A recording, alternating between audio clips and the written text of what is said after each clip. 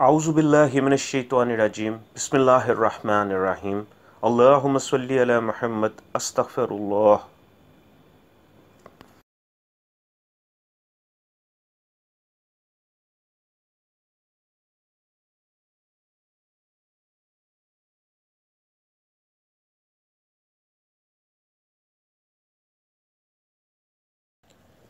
क्या हम रोज़े क़यामत वाकई दोबारा ज़िंदा किए जाएंगे?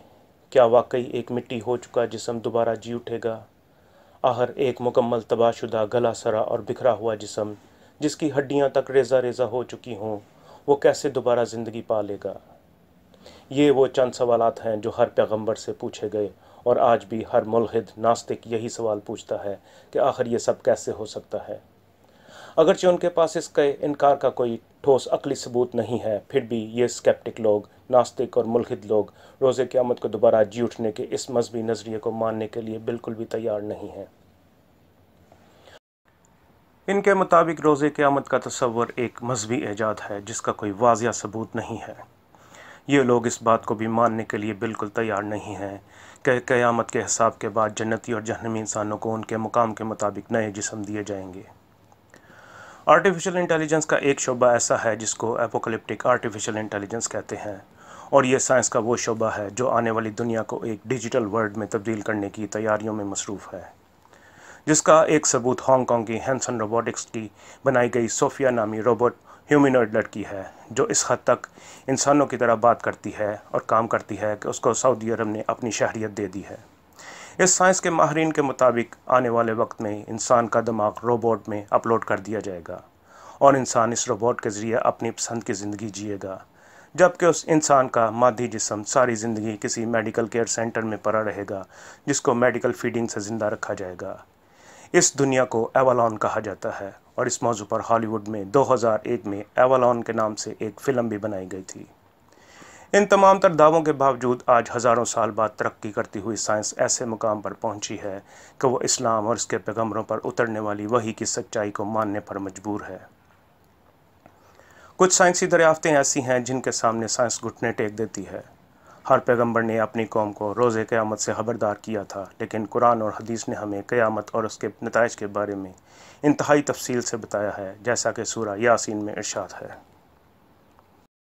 और सूर फूंक दिया जाएगा, फिर लो वो कब्रों से अपने रब की जानब तेज़ तेज़ चल पड़ेंगे, कहेंगे अफसोस हमें किसने हमारी ख्वाबगाहों से उठाया। ये है वो जिसका रहमान ने वादा किया था और रसूलों ने सच कहा था, ये सिर्फ़ एक धमाका ही होगा और सब हमारे पास हाज़िर हो जाएंगे। सूरह यासीन आया 51। इसी तरह सूरह वाक़िया में भी फरमान है, और तुम पहली पैदाइश को तो जानते ही हो, फिर तुम नसीहत क्यों नहीं लेते। सूरह वाक़िया आया 62। अहादीस रोज़े क़यामत के बारे में यूँ बताती हैं। सही मुस्लिम के बाब फितनों और क़यामत की निशानियाँ में एक हदीस के मुताबिक हज़रत अबू हुरैरा रज़ियल्लाहु अन्हु फरमाते हैं कि रसूलुल्लाह सल्लल्लाहु अलैहि वसल्लम ने फरमाया, 2 मरतबा सूर फूंकने के दरमियान 40 की मुद्दत होगी। लोगों ने कहा, अबू हुरैरा क्या 40 दिन की मुद्दत होगी? हज़रत अबू हुरैरा रज़ियल्लाहु अन्हु ने कहा, मैं नहीं जानता। फिर लोगों ने पूछा, क्या 40 माह की मुद्दत होगी? हज़रत अबू हुरैरा रज़ियल्लाहु अन्हु ने कहा, मैं नहीं जानता। लोगों ने फिर पूछा, क्या 40 साल की मुद्दत होगी? हज़रत अबू हुरैरा रज़ियल्लाहु अन्हु ने कहा, मैं नहीं जानता।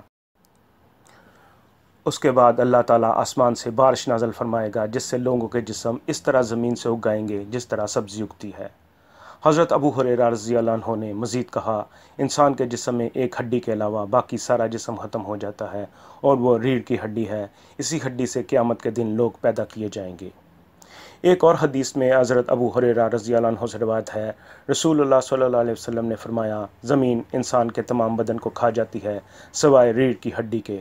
इसी से आदमी पहले बनाया गया था और इसी से फिर उसके बदन को दोबारा जोड़ा जाएगा, यानी पैदा किया जाएगा। सही मुस्लिम ही की एक और हदीस है कि अबू हुरैरा रज़ियल्लाहु अन्हु से रिवायत है कि रसूलुल्लाह सल्लल्लाहु अलैहि वसल्लम ने फरमाया, आदमी के बदन में एक हड्डी है जिसको ज़मीन नहीं खाती, इसी से वो क़यामत के दिन जोड़ा जाएगा। लोगों ने अर्ज़ किया, या रसूलुल्लाह सल्लल्लाहु अलैहि वसल्लम वो कौन सी हड्डी है? आप सल्लल्लाहु अलैहि वसल्लम ने फरमाया, रीढ़ की हड्डी। शायद ये रीढ़ की हड्डी का कोई ख़ास हिस्सा या टुकड़ा है।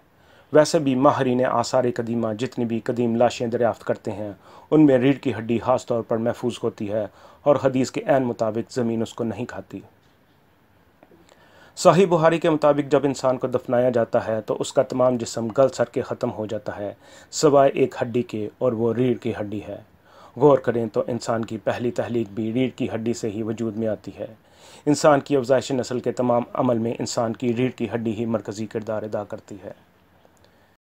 یہاں ایک سوال ذہن میں اٹھتا ہے کہ جو لوگ جل کر مر جاتے ہیں ان کا تمام جسم ریڑھ کی ہڈی سمیت راکھ ہو جاتا ہے، تو وہ کیسے دوبارہ زندہ کیے جائیں گے؟ اگرچہ اللہ پاک تو خالق کائنات ہے، وہ بغیر کسی وسیلے کے کوئی بھی چیز دوبارہ پیدا کر سکتا ہے، لیکن یہ سب کچھ انسانوں اور جنات کی تعلیم کے لیے ہے کہ وہ اپنے رب کی طاقت اور تخلیق کو پہچانیں۔ تو جو لوگ جل کر مر جاتے ہیں ان کے جسم کے سیلز، یاد رہے کہ ایک سیل کے اندر بھرپور زندگی ہوتی ہے، اس جلنے والے جسم کے سیل اس راکھ میں بھی زندہ رہتے ہیں۔ اس کے متعلق آگے انسائکلوپیڈیا آف بریٹانیکا کے حوالے سے بات کی جائے گی۔ دور حاضر کی سائنسی دریافتوں میں کلوننگ ایک ایسی دریافت ہے جو بلا شبہ انسان کے روز قیامت دوبارہ جی اٹھنے کی تصدیق کرتی ہے۔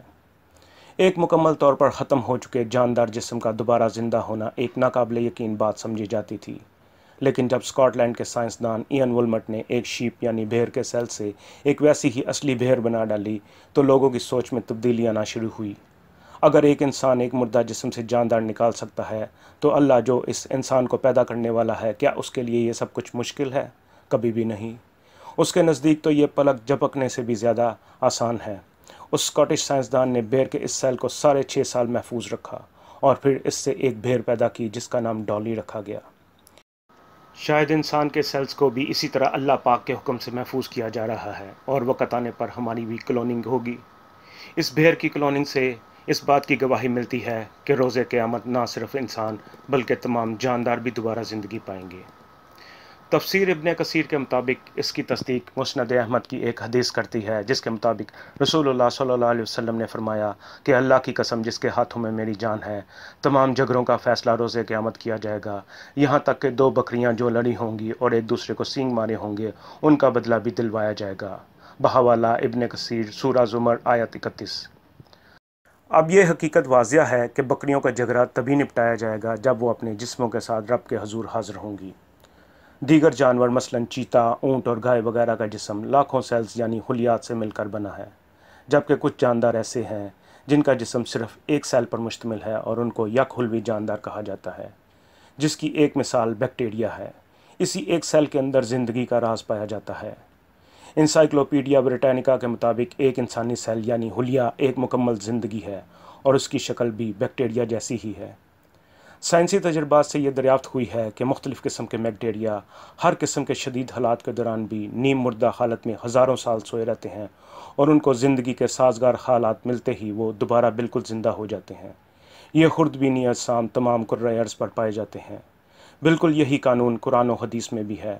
سورہ یاسین میں ہے کہ جب مردے اپنی قبروں میں سے نکلیں گے تو کہیں گے ہم پر افسوس، ہمیں ہماری خوابگاہوں سے کس نے اٹھایا۔ انسانوں اور جانوروں کے دوبارہ جی اٹھنے کی مثالیں اور تصدیق قرآن خود دیتا ہے۔ سورہ بقر کی آیا 260 میں ہے، جب ابراہیم علیہ السلام نے کہا میرے رب مجھے دکھا تو مردوں کو کیسے زندہ کرے گا، تو اللہ نے کہا کیا تو ایمان نہیں رکھتا؟ ابراہیم علیہ السلام کہنے لگے کیوں نہیں، لیکن اس لیے کہ میرے دل کی تسلی ہو جائے گی۔ اللہ نے کہا اچھا 4 پرندے لو اور ان کے ٹکڑے کر ڈالو، پھر ہر پہاڑ پر ان کا ایک ایک ٹکڑا رکھ دو اور پھر انہیں پکارو، تمہارے پاس دوڑتے ہوئے آئیں گے، اور جان لو کہ اللہ غالب اور حکمت والا ہے۔ بالکل ایسا ہی روز قیامت ہوگا جب سور پھونکا جائے گا تو تمام کرۂ ارض پر پھیلے ہوئے جگہ جگہ دفن ہونے والے مٹی میں مٹی ہونے والے انسان اپنی قبروں میں سے نکل کر اپنے رب کی جانب بھاگیں گے۔ سورہ بنی اسرائیل کی آیات 49 تا 52 میں ارشاد ہے، کہنے لگے کیا جب ہم مٹی اور ہڈیاں ہو جائیں گے تو کیا نئی پیدائش میں دوبارہ زندہ کیے جائیں گے؟ جواب دے کہ تم پتھر بن جاؤ یا لوہا یا کوئی ایسی چیز جو تمہارے دلوں میں بہت سخت ہو، جس دن وہ تمہیں بلائے گا تم اس کی تعریف کرتے ہوئے اس کی حکم کی تعمیل نے ارشاد کرو گے۔ یہاں قرآن واضح طور پر یہ سچائی بتلاتا ہے کہ انسان چاہے پتھر یا لوہا ہی کیوں نہ بن جائے یا اس سے بھی زیادہ سخت کوئی چیز بن جائے، اس کے سیلز یعنی خلیات اس حالت میں بھی محفوظ رہیں گے اور وہ روز قیامت اسی حالت میں سے دوبارہ زندہ کیا جائے گا۔ اس بارے میں عجیب اور ایک دلچسپ حقیقت یہ ہے کہ شیطان خود تو روز قیامت کے دوبارہ جی اٹھنے کو مانتا ہے، لیکن انسانیت اور جنات کو اس سے انکار پر اکساتا ہے۔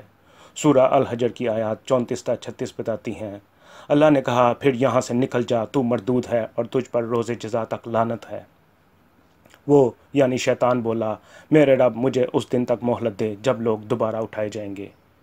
شیطان خود اس بات کی تصدیق کرتا ہے کہ روز قیامت انسان اور جنات کا اٹھنا برحق ہے۔ پہلی قوموں کو وہ ان کی جہالت کی وجہ سے قائل کر لیتا تھا، اور اب وہ سائنس کے اسکیپٹک دلائل سے انسان کو اس بات سے انکار پر آمادہ کر لیتا ہے، جبکہ دراصل سائنس ہی اس بات کی گواہی دیتی ہے کہ اللہ تعالیٰ انسانوں کے سیلز یعنی خلیات کو محفوظ کرتا جا رہا ہے، جس سے وہ روز قیامت ہمیں دوبارہ زندہ کرے گا۔ لیکن کیا وہ ہمارے کلون ہوں گے یا ہمارا یہی جسم ہوگا؟ قرآن و حدیث کے مطابق وہ ایک نیا جسم ہوگا جو دنیاوی جسم سے مختلف ہوگا۔